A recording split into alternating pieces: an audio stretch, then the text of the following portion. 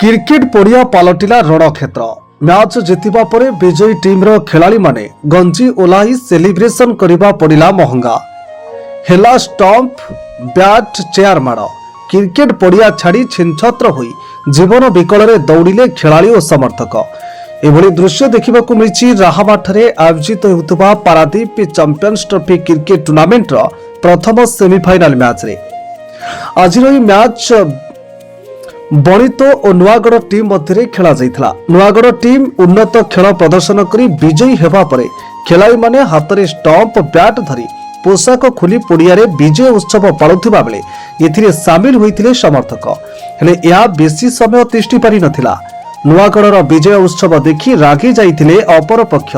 बस तापरे आरंभ हेला माड़। जीए जोथिरे पारिला सेथिरे पिटी चलिला। परिस्थिति एपरी हेला नुआगढ़ टीम रो खेलाड़ी और समर्थक जीवन विकल पड़िया छाड़ी जीए जुआड़े पारिला सियाड़े दौड़िला। किछि समय पई क्रिकेट पड़िया पालटिगला रणक्षेत्र। पारादीप निर्वाचन मंडलीर युवगोष्ठी मध्य भाईचारा और क्रीडार विकास पई पारादीप विधायक तथा शिल्प मंत्री Paradip champions trophy cricket tournament उद्घाटन करने सहित यह खेल में सहयोग करथिले।